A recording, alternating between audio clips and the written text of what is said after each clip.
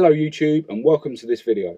If you're new to the channel, I'm Marcus Hayes and I make videos based on my obsession for Ford Escorts. This is my 2-litre Zetec powered Mark II Escort, which is my daily car and also a bit of a drift toy, and I also own a Mark I Escort with an St170 engine fitted that you'll be able to see in just a moment. So if you're into classic Fords or just cars in general, do make sure you stick around by clicking subscribe and activating the notification bell. Today I've got a bit of an update on my Mark I Escort project, and it'll only be the second video I've made on this car, so if you haven't already done so, do go and check out the other video using the link at the top of the screen, and I'll see you back here afterwards. Before I get the Mark I out though, I just want to tell you about my new Facebook page. On there you'll find loads of pictures of both my cars throughout different stages of the build, and I'm going to be adding loads more photos on there as time goes on, so if you could all go on there and give the page a like and a follow, I'd really appreciate it. You can also follow me on Instagram at Marcus Hayes Ford. So that's enough chit chat for now. I'm going to get the Mark I out of the garage and show you what progress has been made over the last few weeks.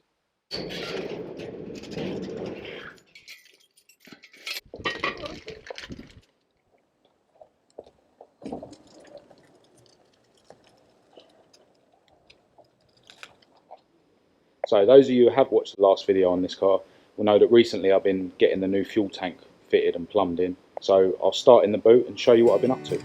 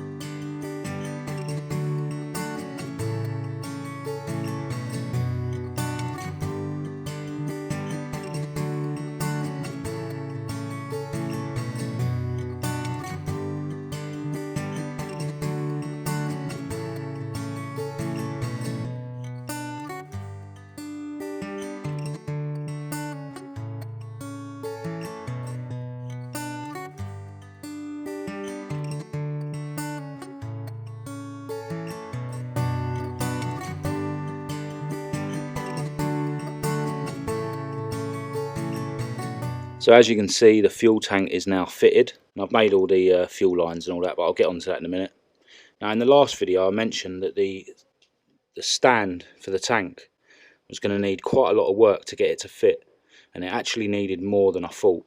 So these bits down the side here needed a lot of reshaping to make it fit the Escort floor properly.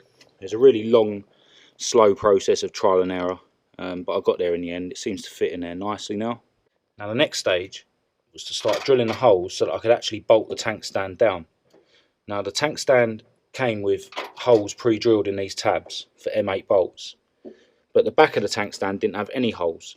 Now when I laid the tank on the stand out of the car, I noticed that there wasn't really much extra material there for me to use M8 bolts, so I've used M6 bolts. Now at the moment, none of these bolts or the ones at the back have actually got nuts on, so it's only actually secured by these tank straps. So 4 nuts in total, 2 at the front here and 2 around the back, and it's actually really sturdy. So I'm guessing that most people don't even bother bolting the back of the tank stand down, but you know, there's no harm having it that extra bit secure. Now obviously when I did start drilling the holes in the boot floor, I did take my time.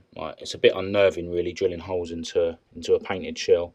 I bolted like a couple of them down. I think I started with these ones, and then I put pressure around this area so that these would lay where they want to, and then I drilled them ones and then bolted them up and so on. So basically now I've got the 6 M8 bolts at the front, there's 5 M6 bolts at the back, and then obviously the 4 fixings on the tank straps as well, so it'll be very secure in there.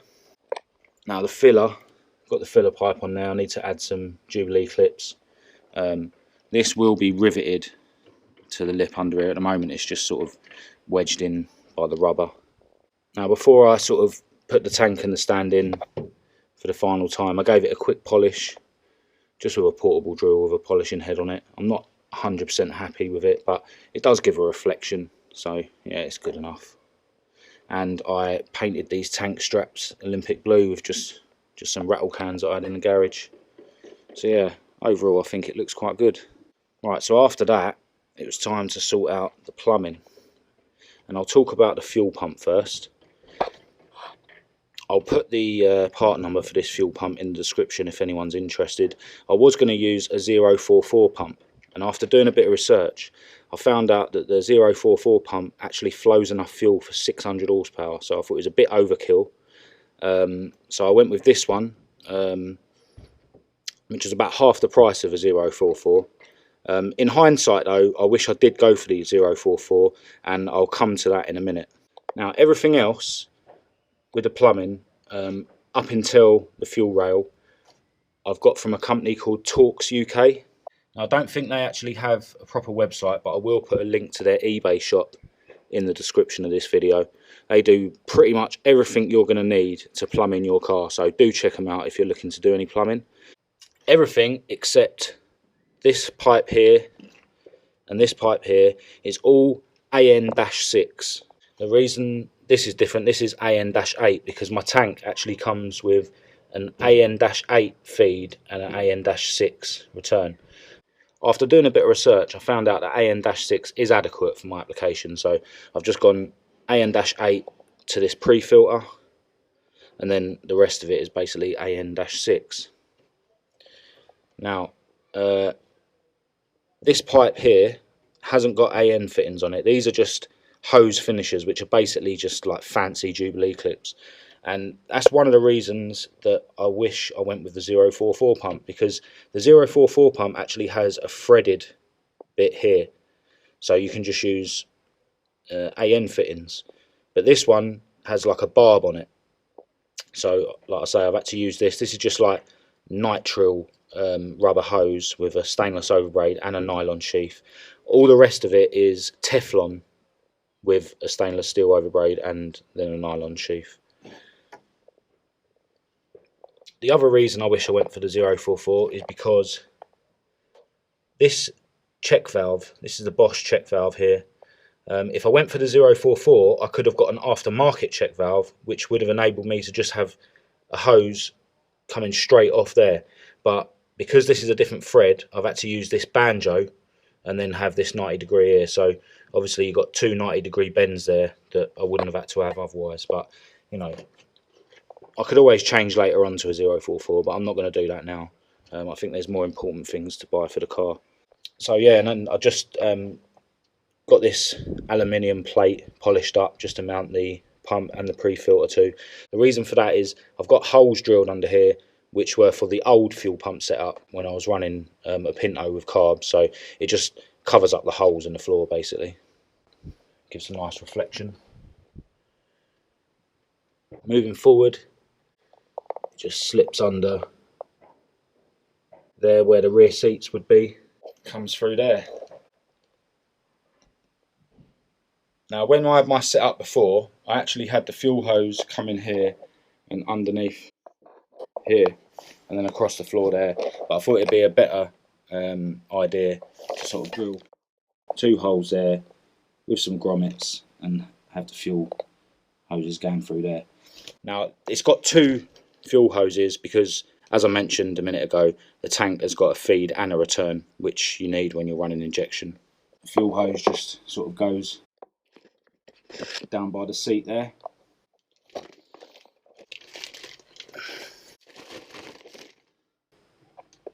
And then comes up along the tunnel and then through the bulkhead there with a couple of bulkhead fittings. While we're on the subject of plumbing, I thought I might as well show you my pedal box. Now this is a bias pedal box, so it's got one master cylinder for the front brakes and one for the rear brakes, and you'll notice it's got a third one, and that is because this car will be running a hydraulic clutch.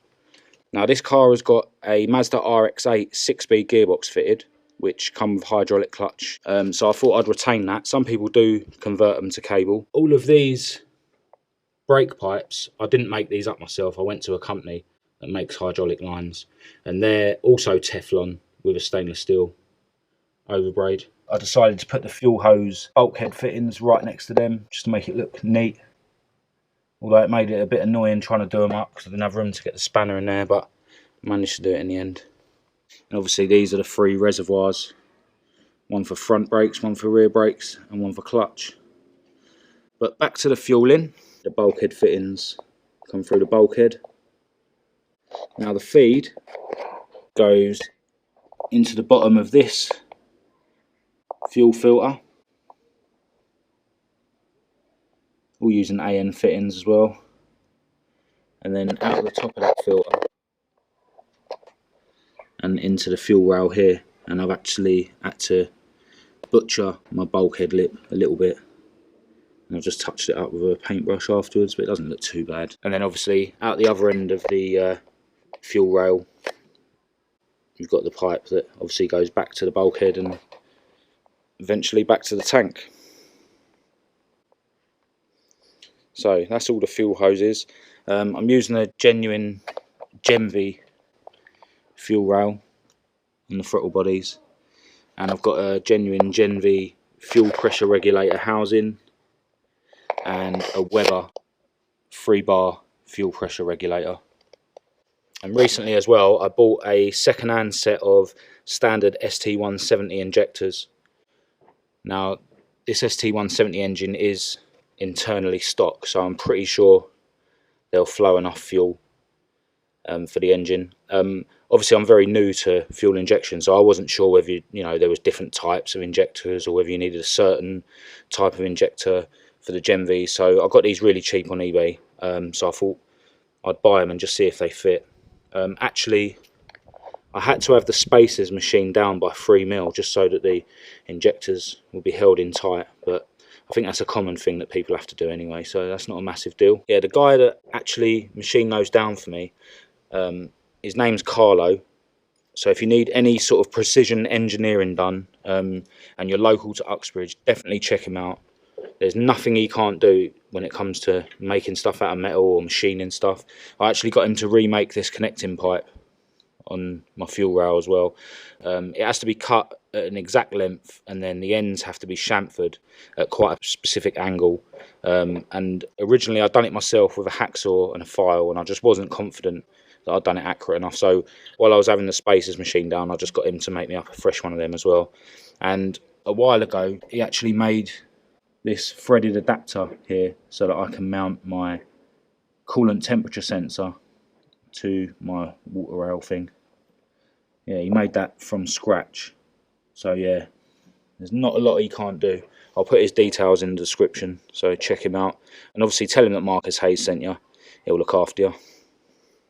So yeah, when I was researching about injectors, I did find out that there's such a thing as a low impedance and a high impedance. I can't remember which ones these are, but they are the type that the ECU I'm using needs. So yeah, that should be sweet.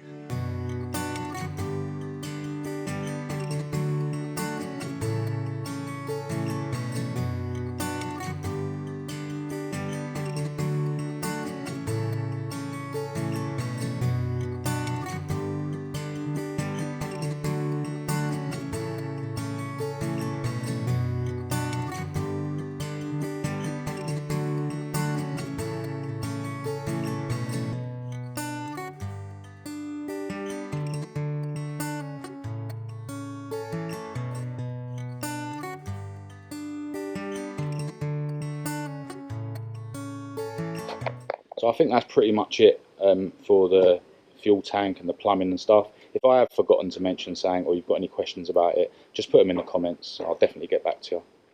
So one of the next things I'm going to be sorting out on the car is having a custom prop shaft made for it. As I mentioned, the car is running a Mazda RX-8 6-speed gearbox. So I bought this Mazda RX-8 prop shaft off of eBay. These are carbon fibre, believe it or not. And I've bought this heavy duty flange for the diff end. Now, apparently, if you was just to attach this to the RX-8 prop, the prop would be too long. So what I'm probably going to have to do is just nick this end off of it and take that with this down to a prop shaft place and get them to make me up a whole new prop shaft. Some people say you can shorten the carbon prop and some people say you can't, so I'll just find a reputable company and whatever they say I'll go with. It would be nice to have a carbon prop, but yeah, we'll just see what they say.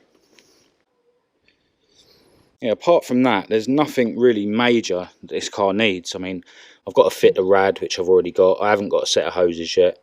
I've got the exhaust manifold, but I need to buy the rest of the system. I need a starter motor. I need a set of rear shocks, and that's pretty much it, I think. I'm sure there's other things that I can't think of at the moment, but you know, most of it's there. Now, I bolted my strut brace back on yesterday because I wasn't sure whether it would clear. To be honest, I thought it wasn't going to clear the fuel rail, but as it happens, it's a bit closer to the rocker cover, if anything. And if I was to buy the plastic spark plug cover that goes here, it definitely wouldn't fit. Although I really like it, so I'm either going to have another one made up, or I might be able to modify this, get Zach to cut it out and weld another piece in to reinforce it again so that it does clear. But yeah, that's the least of my worries at the moment. I don't really want to mess about with anything on the car that's going to stop it getting on the road. You know, there's loads of sort of aesthetic things that I need to do. You know, the grille kind of lets it down. The chrome around the rear lights as well, which you can buy brand new now anyway. Yeah, so I just want to, at the moment, stick to things that it actually needs to get it back on the road, and then I can worry about other things later on. So that's about it as far as progress on the Mark 1 at the moment. Really happy that I've got the fuel tank fitted finally and made up all the fuel hoses and stuff. If you're going to be looking to make your own fuel hoses up, do check out the tutorials on YouTube. I'll post one in the description below as well, so you can have a look at it. If you're unsure, you know, let the professionals do it for you. You don't want to be messing around with fuel. If you get any leaks, it could obviously cause a fire, and you don't want that. There are companies out there where if you tell them what length you need the pipes to be and give them the fittings, they'll make them up for you for a small fee. Yeah, pretty soon, obviously, I'll be wiring up my fuel pump and, you know, testing for leaks way before I even bother trying to start the engine. You know, I've got to be safe with these kind of things. Obviously, if I make any more progress on the Mark 1 at any point, anytime soon, I'll make a video and let you know. But do check out my Facebook page, as I mentioned earlier, and my Instagram for more regular updates and pictures and stuff. And if you've got your own classic Fords, feel free to post them on the Facebook page as well. I'm really interested in looking at other people's projects and what they're up to with their cars. Other than that, as always, if you thought the video was any good, give it a thumbs up. If you thought it was shit, give it a thumbs down. Click subscribe to be kept up to date with any other videos that I post in the future. Any comments or questions you've got, do put them down in the comment section. I'll definitely get back to you. Until next time, thanks for watching.